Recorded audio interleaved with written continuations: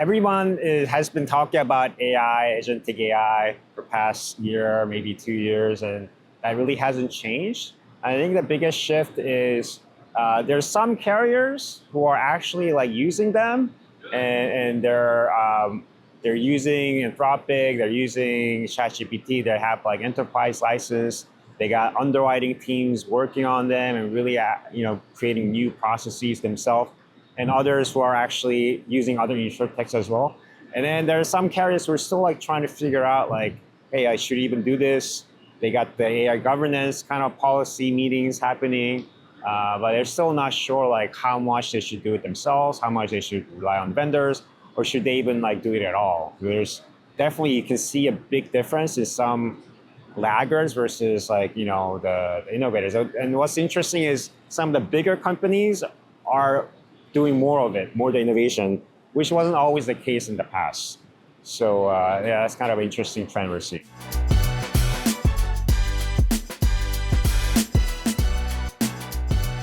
There's a few different things we're trying to solve, but at the end of the day, we're trying to help the insurance industry continue to innovate and accelerate their innovation, and ultimately for the benefit of the society. We got into insurance because we really believe insurance is a social good product, even though normal people only see like the ads and they think guys like, and they get, spams and stuff, but that's not the insurance. Insurance is like giving us ability to do things without, being worried about what could go wrong, right? So it's a really good product that the society needs. And, a lot of the technology that's been underutilized in the insurance industry has really impacted end customers, whether it's businesses or consumers, to really have bad experience in claims, have lower, they aren't able to buy the insurance they need. And so I think technology innovation really levels that playing ground and really helps ultimately the customers. So that's kind of why we do what we do. And we play different parts. So we help some of these startups get investment. We invest directly for them. We run different accelerator programs to help them accelerate their growth.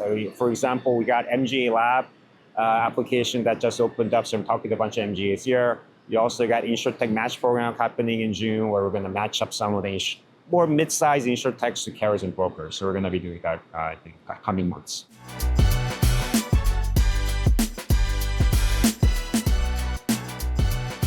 I mean, so this is very unique event, right? And I've seen the growth. I've been here since the beginning. I think I missed last year's, but they bring a lot of different innovators and startups, and really just let them mingle.